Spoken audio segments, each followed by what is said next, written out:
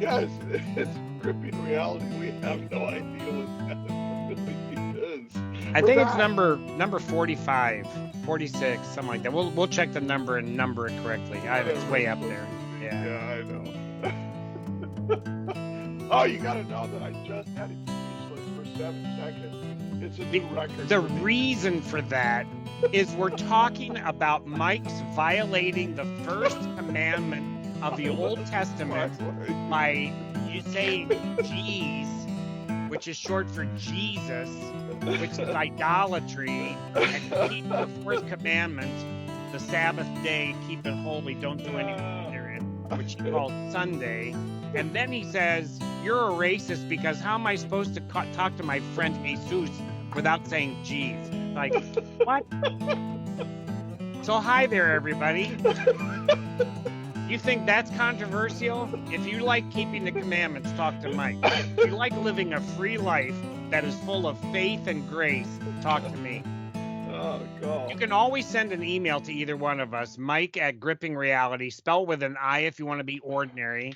Spell it with a Y if you want to be extraordinary. Ordinary, I know. Or weird. Wow, there's lots of things going on in life, not just our personal lives, but just worldwide. It's a little, we thought COVID was Can you stop kind of clicking that difficult. pen? Put that thing down. Oh, sorry. Jeepers.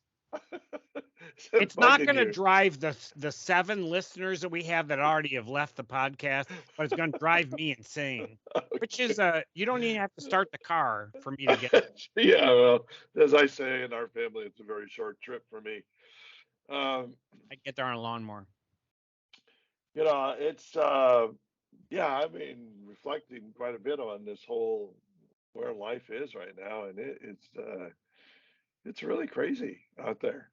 Um, I mean, it's always been crazy, but it's so fascinating. I mean, we're uh, we're in a war that we're not technically in the war, but I mean, it's been how many years since one nation state has tried to take over another nation state?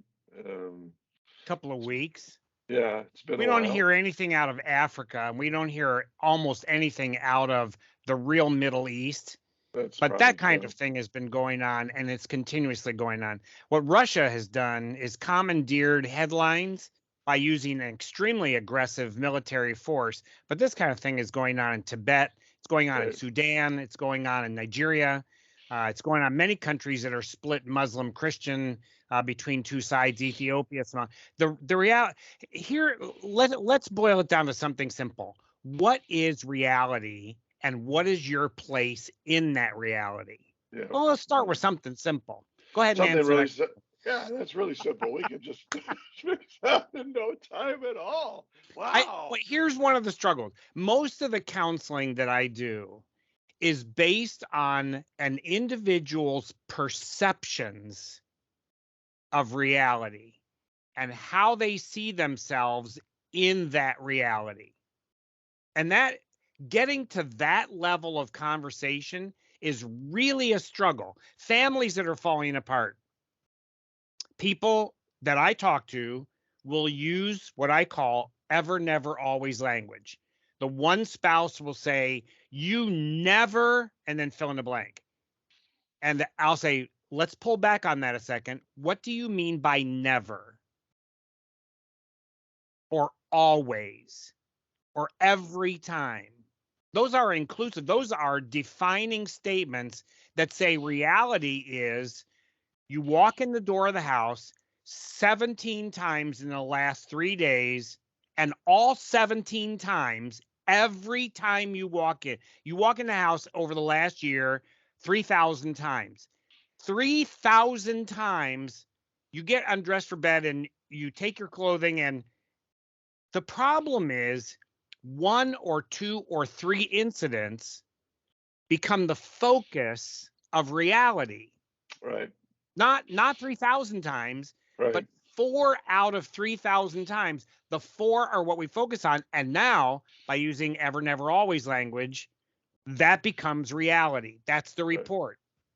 The problem is, I'm not calling that person a liar. I had one person in a counseling session say, "You're calling me a liar." I'm not calling you a liar. What I'm saying is, let's look at reality. What is real? Why is that real? And what is your part in that reality? And so the challenge of this whole conversation we're going to engage in has to do with that ultimate question. But we have a topic, so we probably ought to spill the topic before we get too deep in this, because you and I know what we're thinking about, but nobody else who happens to be watching for the rest of eternity, they can find this podcast and they will wonder, what are those two guys even talking about? Yeah, it's a topic I tossed towards Myke yesterday, and it really does have to do with the perception, with the understanding of reality, and because both of us come from I mean, both of us have.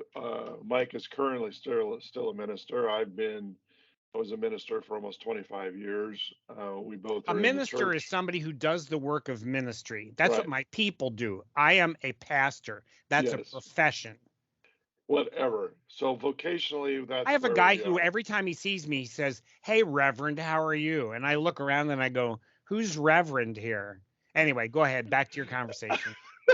Would you like to introduce this? Oh, man alive. No, because I think the entire concept is completely off base. Okay. And So why do you you think? introduce it the way you want to, and then I'll take over and introduce the way I want to. Uh, just the Are you the getting yourself a aspect. cup of coffee? No, I have Coke this morning, so Jeepers.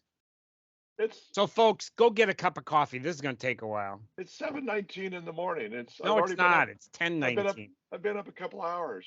I've been up 5. I Give me already a had my break. coffee, so I'm done. Um, no, I Where the have all the topic. Christians gone? There's a Where have all song the about Christians that. gone? Where have all the Christians Christians gone? gone. I know. Long time Long ago. times We're asking. not singing. No, we're not. Um, and I understand it as a always, never always kind of statement. Where have all the Christians Right. gone? Where have the Jesus followers gone? In that implicit in that statement is what I'm asking from the standpoint of what I continue to read and see out there of I believe to be a very narrow and myopic perception of what the church is doing is not doing. Um, I think we are living Do you in have an a age. definition of, quote, the church? What does The that mean? the church being the body of believers in Jesus Christ who live in relationship with Him. Um, So you are not referring to any institutional church no, that's a building no, on a corner that has no. a brand name Right, and the word church at the end, right, right. or I am not. fellowship, or Right. koinonia, or gathering, or blah, blah, blah. I'm So you're talking not about, yeah, talking about any physical. organized institution Right, known as the church. You're talking about the real people who follow Jesus. right. The believers and And yeah. your thought is they've disappeared Well, without the they've dis. rapture taking place. And Yeah, amazing. Which by the way, we wrote a book on that, which didn't include that. So good stuff. Keep now we going. can really cause problems, right? Um, it seems to me that it's kind of like remember. I mean, we're old enough to remember. You and I remember the back in the days when it was during the Nixon era, particularly, I believe, when it was always about the silent majority that was out there, that whole huge silent majority voting bloc that nobody ever accessed, and it was the minority that was running everything. And it's kind of amazing to me because I believe that's very real right now. The difference being within the church, I think the difference being though is that there is some dynamics happening uh, that are very real. When you look at church attendance across our nation, particularly within what we would call the evangelical church, which are the Baptists, the Pentecostals, all the independents, not the Catholic Church. But the Catholic Church actually is struggling as well. But you're seeing Gallup and Barna and who's the other big guys? Pew. Pew. Duh, we're talking about the church. Pew. You don't remember Pew? Got it. Oh, very good. They all Okay. they all have. I mean, they've all verified the same kind of information, Sure. data-wise, that since COVID, since 2019 and 2020, actually when it started, that the church has lost almost 40% across the nation. So that raises an interesting question about statistics, because it partly depends on how you ask the questions. I've been listening to Barna for pretty close to 40 years. I don't remember a time when Barna said people are surging into the church. They are filling the seats. It is jam-packed every week. And then 10 years later, oh, the church is really declining. They've lost 40%. So when did we have the huge upsurge that now has led to a downsurge or an outsurge? I don't remember ever they're saying the church is increasing faster than we can keep up with. It's always been negative news. How bad? Always, yes. Always. I don't recall it. Maybe I missed something. You did. When was that? When was the surging when people were coming in? Well, in the 50s? That was before I was born. Historically, in the 40s, the 30s? During that time period as it was climbing. But Barna wasn't even around then. I know he wasn't around then. So it's now speculation. So no, because it's based on church record keeping. Do you know how many people lie on church record keeping? Who wants to say our average last year was 391? We count Christmas, Easter, and the other 7 big Sundays, and then June and July when there's 0. We don't actually figure that in. We just want this really big. So the church records, I saw in the denomination we were in for 25 years. People pad their numbers. Now we look at the real numbers and we go, oh my goodness, what a decline. And I'm thinking, no. See, this is why I love working with you, but I don't at the same time. It's because you would never make never make a good sociologist at all, because you don't understand how this works. Because I want to look at reality and not statistics. I don't want to homogenize everybody into a generalized corpus. Little piece apart and make sure that it all. I'm going to look at what's really happening. You want to make sure it all fits in the right little pig hole. It doesn't work. No, that's what sociologists do. I don't do that. God. Oh, I can't believe you said that. May you not be hit by lightning. By the way, we had lightning here last night. It was cool. Except it was dry lightning, which is not cool. You guys what in the world does that have to do with what? See, here's the I love working with you. I hate working with you. I don't really hate working with you. I really love working with you. The fact that your brain diverts as soon as you have no argument, you switch to an irrelevant topic and introduce an idea that has nothing to do with what we're talking about. We had dry lightning. Dry lightning? Did you measure the humidity? Lightning is dry lightning. Hold a cup of water, have it struck by lightning, you're going to find out how dry you go again. You have... Oh, God. Dying here. How do we ever train together? That's what I want to know. We stayed on other sides of the country. That's true. And when we train, we come together, we create havoc, and we leave. If anybody's ever watched us train, we virtually never stand by each other when we train. No, in meetings, we always sat on opposite sides of the table. That was one of our unwritten rules that we actually wrote down. Exactly. All right. Beside the point. The reality is, though, it is reality. So where do you get the sense of reality? From the internet? Yes. Yeah, there you go. Okay, if it was on the internet, it has to be true. Exactly.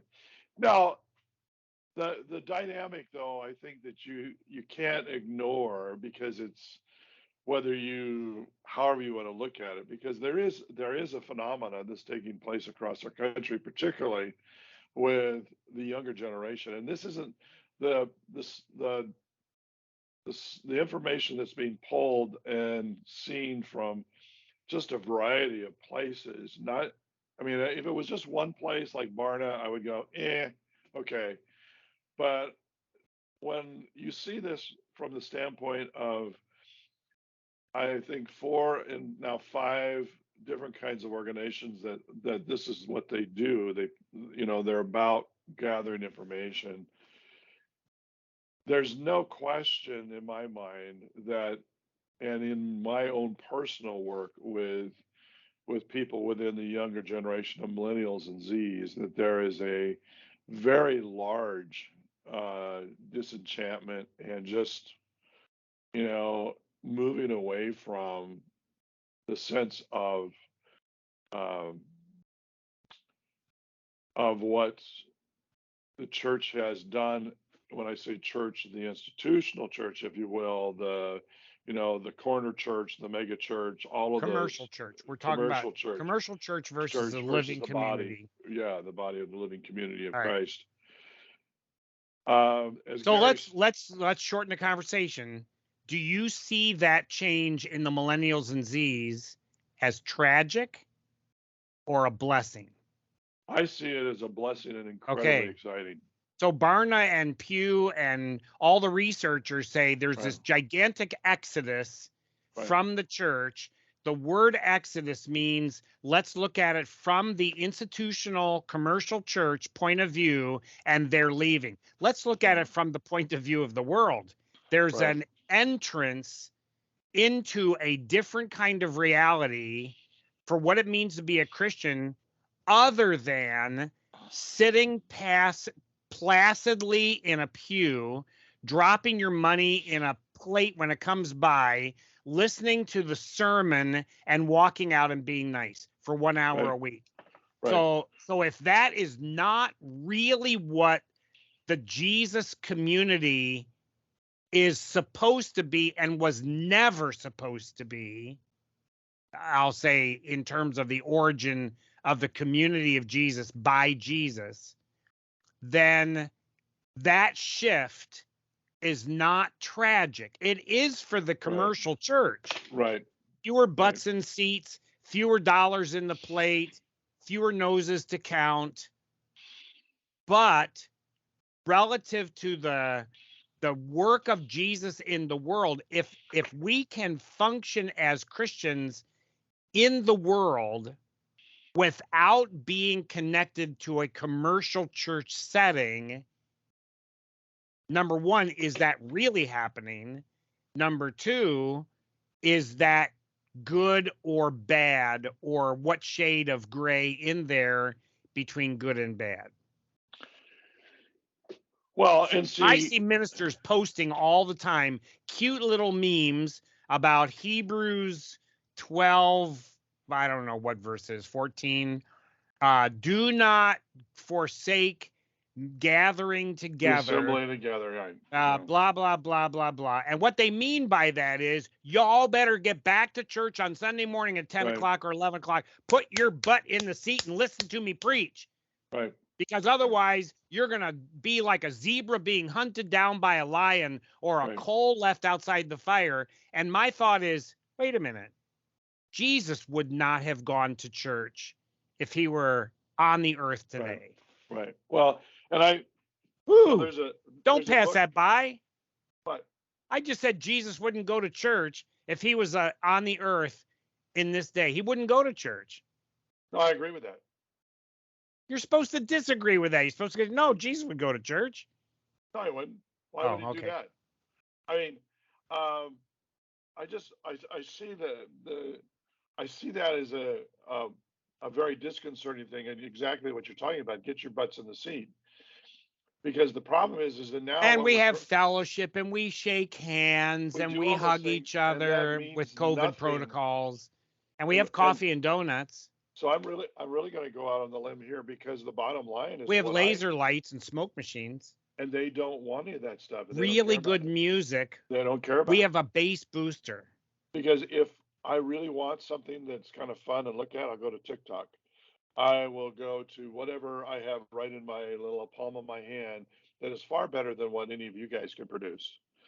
And so if I want to have community, I just go to my app. But I we're really impressed with ourselves. Well, we are. It's the problem being is that here in And churches that do that have 600, 1,000, 1,500. They're yeah, packing them in. but And look what they're young but people that look are who they going are. into those churches. Some of them are, but not most of them. Most of them are Gen Z, are Gen Xers, are boomers, are people who have money. That's who they want to keep there because they know millennials and basically Gen Zs don't have any money, which is ridiculous. They do. They have a lot of money. And the the aspect though, as Gary Stanley said, uh, Who's Gary Stanley? Gary Stanley is A pastor. sociologist. You like those people. No, he's a pastor of mega church down out in Georgia, Atlanta. Okay. Oh, part of the And Stanley clan? he's the Stanley son. And he's the first one of the big mega guys that has actually come up and has stood up and said, enough. The bottom line is that we so blew how the institutional church so messed up and blew the opportunity when COVID hit to be the church that you wonder why you're losing people. You wonder why people are leaving. All you got to do is look at yourself. But And we have to look at that ourselves. didn't start with COVID. It was accelerated by COVID. But But COVID that's is been what, happening since Gen Z people but were kids and could tell COVID their was parents, I'm not going to church. I know, but COVID was the tipping point, and it was a tipping point for a lot of things. So, by the way, if you really want to read what I believe is an excellent organization, it's called Springtide Research Institute.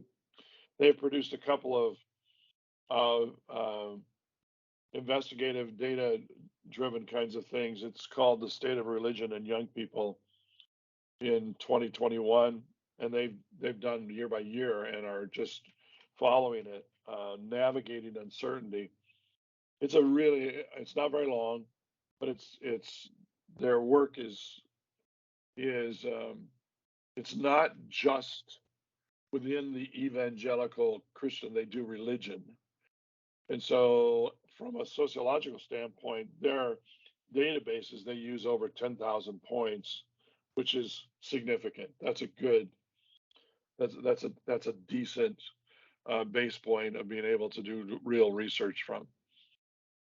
And what they're saying is the very same thing, is that they're asking those questions. And one of the biggest drivers of because of that question they keep asking, and they've asked, and of course 2021 was, COVID was 20 and 21 was still COVID. So they're asking, so it's the year lag of what they're asking. And what's fascinating is when they asked, I found to be most fascinating was they asked the question, uh, basically, who helped you the most during the time of crisis when you were alone, when you were, as because these are young men and women. There was a list of, I mean, people that were their bosses, people that were their teachers, people that were their coaches, people that were whatever, uh, were all above. The church was the very last thing. And what's interesting is that the there was roughly around, I believe, 10% of that data, that group that said they were contacted one time by the church, and that was it. And so it was like they're going, well, why would I bother to be a part of this if we're in this? I'm alone. I'm part of this group, and this was all size church, all size, religious organizations.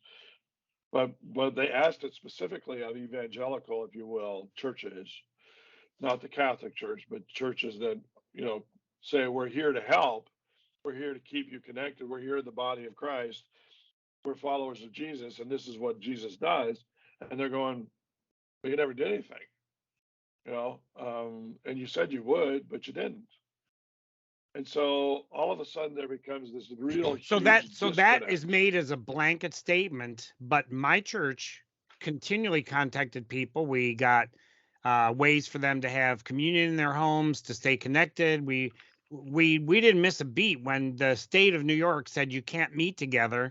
We were all set up in advance to be able to run services and connect people. And so the reality is some places just continually did that, and other places didn't. Right. And unfortunately, whether it's the perception or reality that's out there, is that the majority of them didn't continue to stay connected.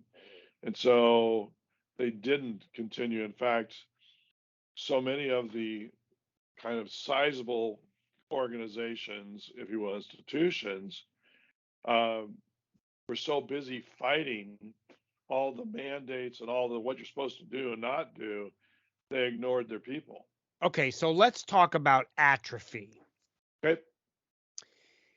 If the commercial church for the last 6 decades, since the 1940s, 8 decades, the last 8 decades has been, we are here, it is your responsibility to come to us.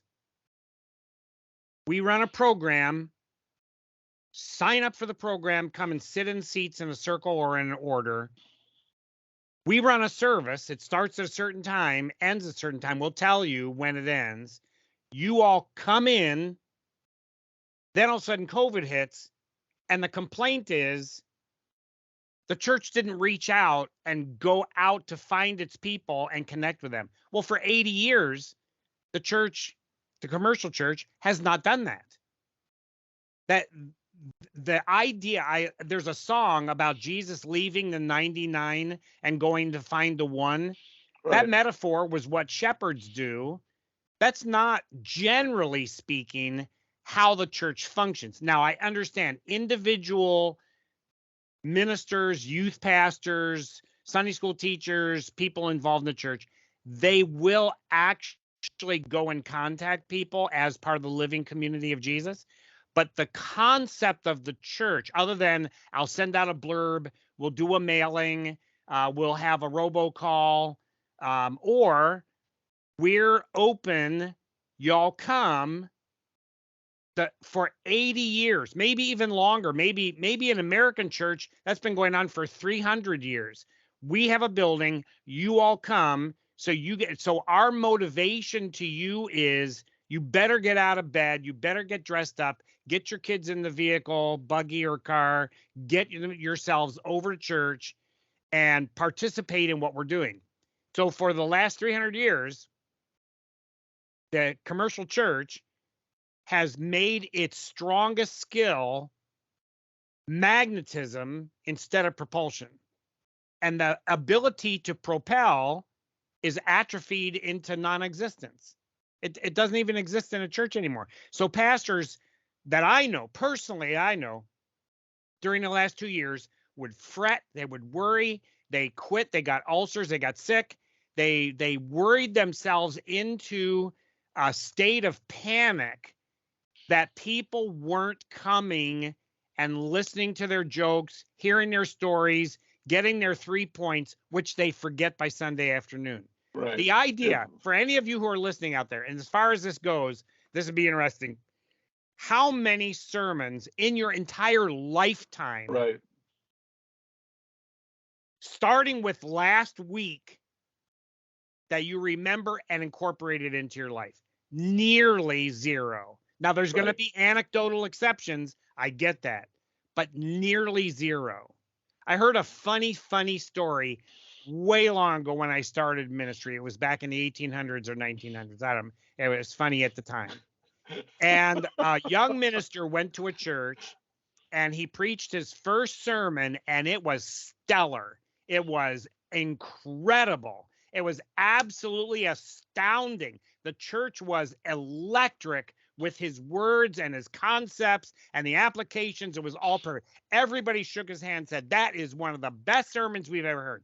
The next week, They came primed, and he preached exactly the same sermon word for word. The third week, he preached exactly the same sermon word for word. The fourth week, he preached exactly the same sermon word for word. And the elders got together and called him into a meeting and said, that first sermon was absolutely wonderful, but we really expected you to have something more than that. And the minister said, as soon as you start doing the first one, I'll go on to the next one. Yeah. I tell that joke too, but I tell it in a shorter fashion. Well, of course, but you're not doing a podcast when you're doing it.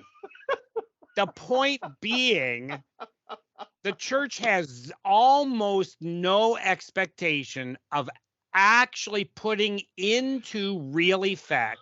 So Yeah. let's get out of how many people sit in a church and donate their 10%. Let's talk about George Floyd. Where was the church? Take George Floyd out. That was an iconic moment. No, I agree with you.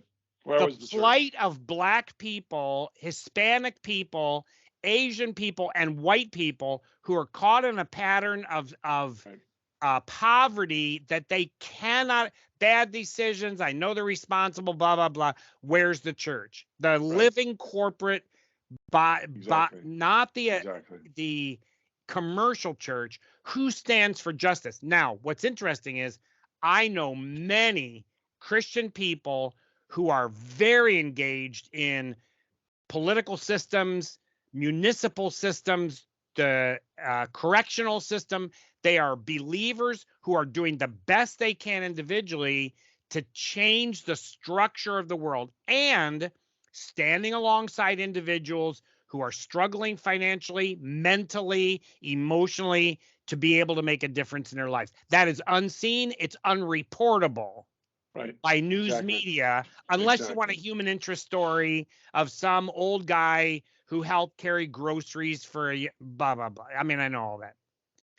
The challenge is the real living community of Jesus and good-hearted Muslims, people who are atheists, don't believe in God, but they're generous, they're kind, they're engaged in their community, they're looking out for each other. The nature of the effort of goodness is not absent.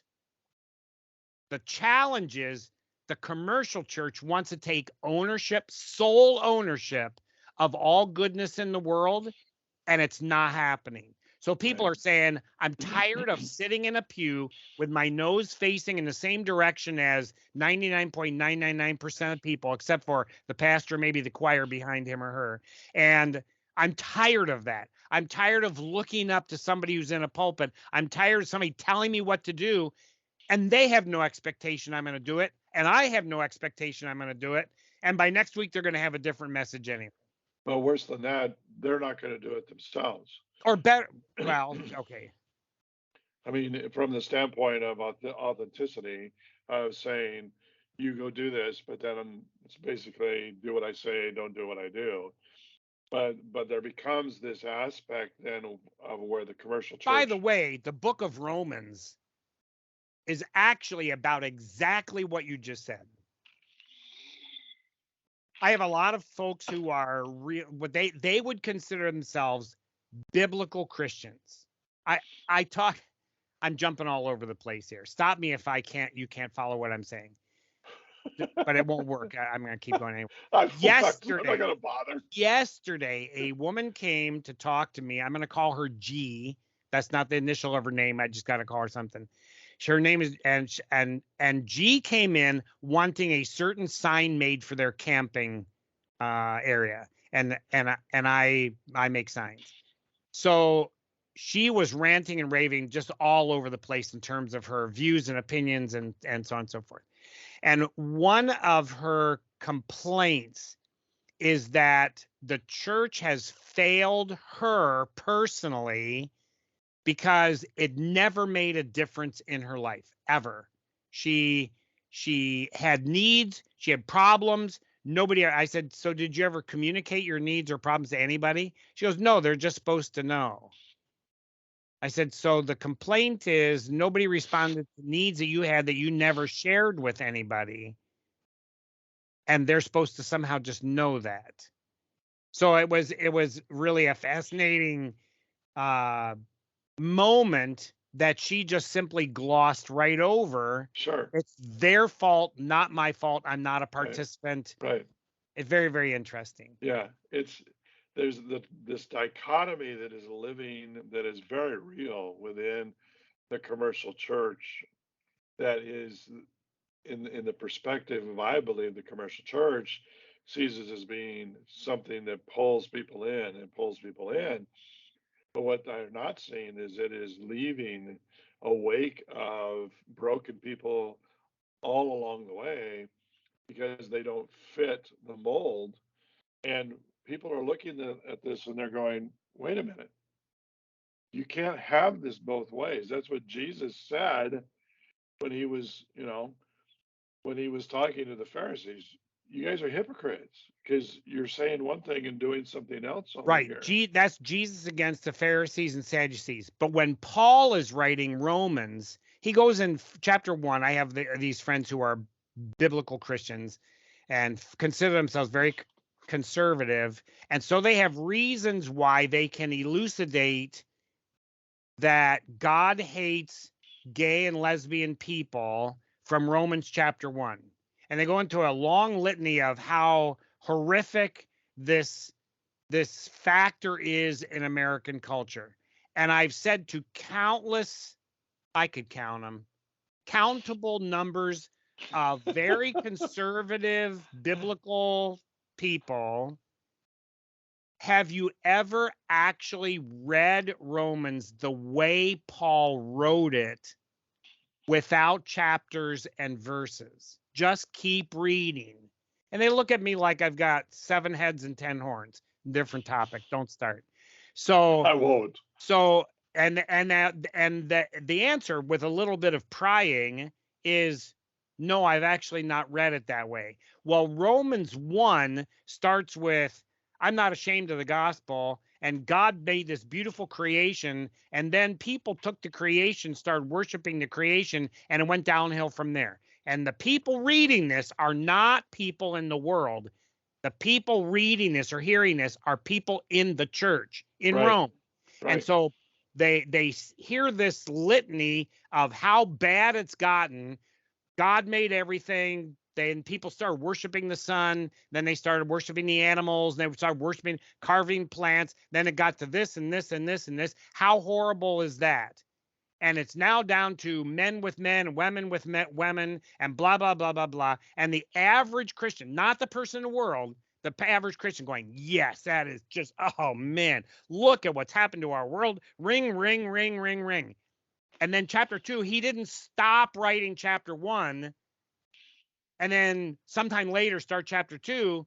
The next verse says, and you, singular in Greek, you, who are you to judge? You do the same things.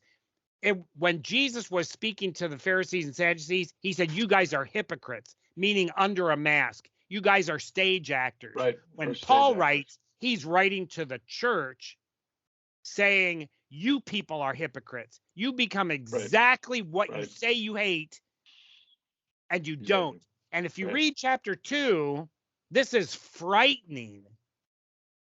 In chapter 2, verse 24, Paul writes, the name of God is blasphemed throughout the world because of you. And he's not talking to the Sadducees and Pharisees. He is not talking to the emperor of Rome Yeah. or the Yeah. he is talking to the Christians. And Right. that's really part of the challenge that we face right now is that the name of God is blasphemed not because the world is so evil, but because the church is so absent. Right. Exactly. And it's interesting because that is very real. I mean, I live in a fairly small community overall, and I mean, I've lived here for a significant number of years. 30 years plus, and been involved in different levels of ministry. And right now, Commercial ministry. You've been commercial involved in ministry, ministry all over the world, right? but commercial ministry. Commercial We got to ministry. separate between those You're two. right. You're right. Because there is a commercial side of the church that Right. actually has nothing to do with the living community of Jesus.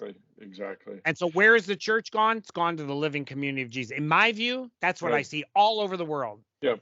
And I agree with that, and that's really encouraging to me, because what I experience and experiencing right now within our little community is that the commercial church is doing Romans, and the world wants nothing to do with it. It wants nothing to, doesn't even want to enter in conversation. You say Christian, and they equate that to the commercial church and Exactly right. Christian nationalism and evangelical political arm, which, quote unquote, is Republican, and I read an article last night as I was, thinking about this today, believe it or not. I mean, I read quite a bit, but I was reading this article last night by a lady called Kristen Gunner, and she asked 7 questions. The article is some questions for conservative Christians, and she says she's a believer, she's a Christian, and she's not necessarily conservative. Uh, she's not a liberal. She's one of those people we're talking about, in my opinion, right now. Is that she's a follower of Jesus that loves Jesus. But she asked these questions, and she says, she has a lot more, but I want to run through them real quick. She says, why do you support all these politicians who claim to be Christians but go against the teachings of Jesus? Why is it okay for Trump to break the law? Why do 85% of conservatives consider them Christians, yet they also don't act like Jesus? How can you call yourselves pro life? Why do you want less government involvement until it benefits you? Why, did I miss one? Uh, yeah, why do you continue to argue that America is and always has been a Christian nation, even though the founders specifically said it shouldn't be? And the last one is, why do you call liberals snowflakes for being easily offended when so many of you are offended by over the smallest things and constantly say you're being persecuted? And I thought, wow. I mean, and of course she wrote more information underneath those. But it's like, exactly. To me, these are the questions that the world is asking, because that's what they're saying.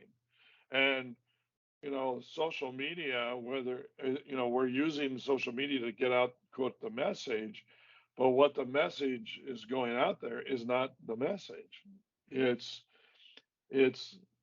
commercial church, it's Christian nationalism, it's all those things that are not the simplicity of what Jesus said. We're in John right now, when he said, Who's how's we and where is the John? church, my church, Oh, my okay.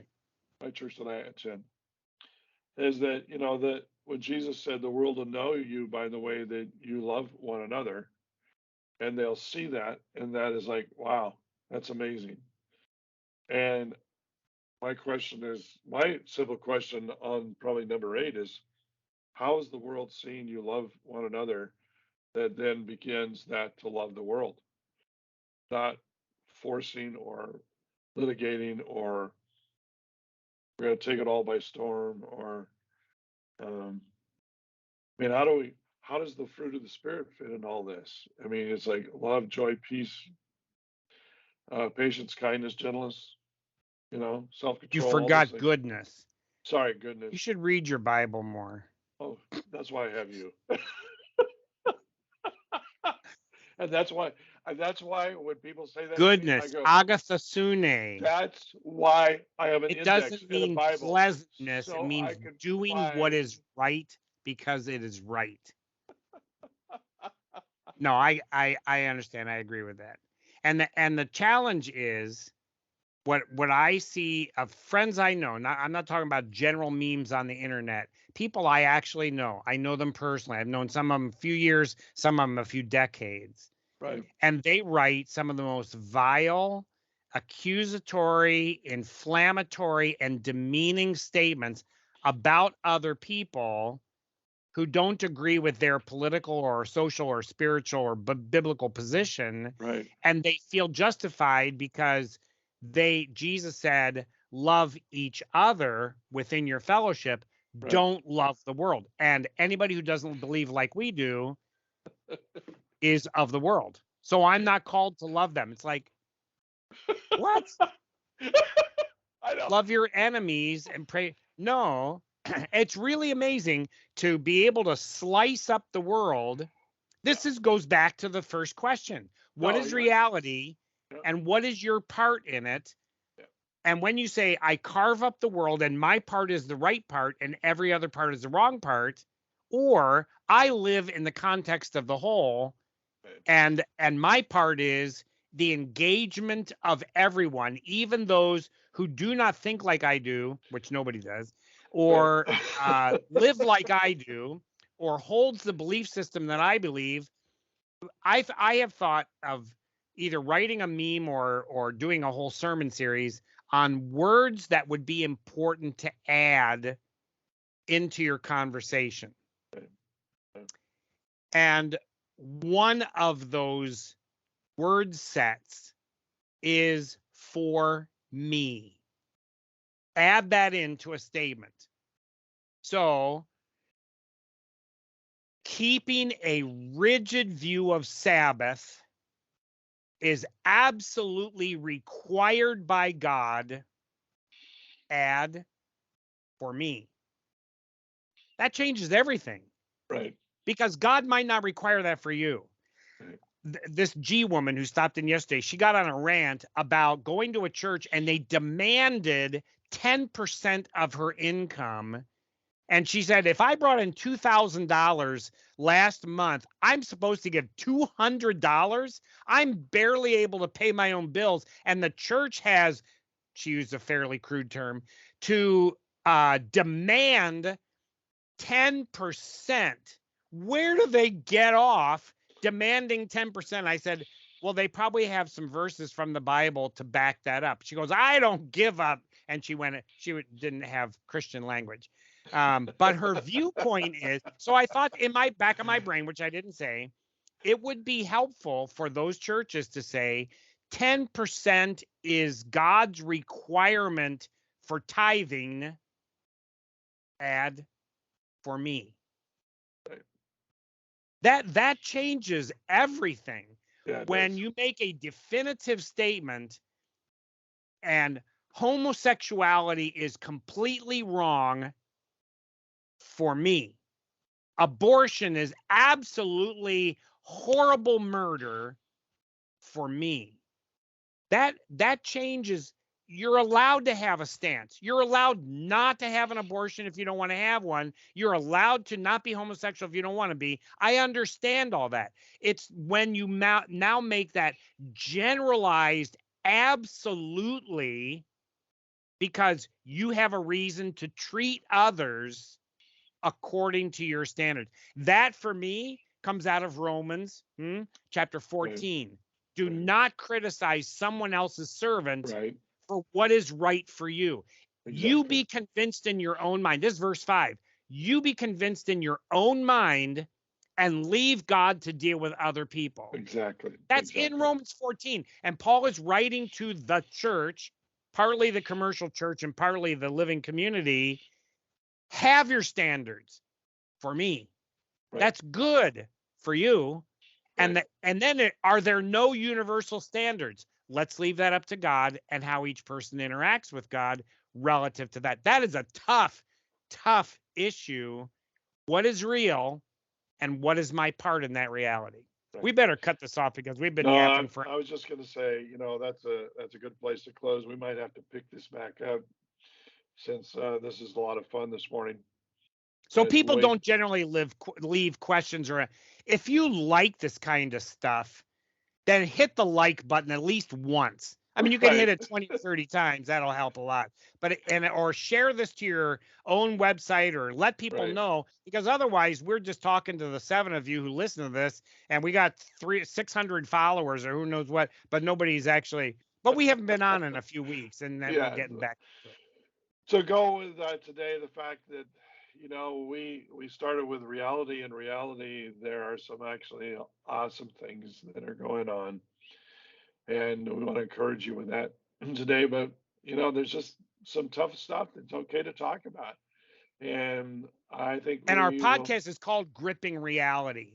Right. It's not holding reality or siding up next to reality or It's gripping it. generally assuaging reality. It's get a grip on it. And that could Right. hurt your hands, and it could be really, really heavy, and it might be extremely hot or sharp. But what we want to talk about is how do you grip reality Right. and understand your part in it? Right. So this is West Coast Mike today, signing off on a wonderful sunny here in the Pacific Northwest. And this is East Coast Myke, and my day is different than that. Thanks for listening, guys.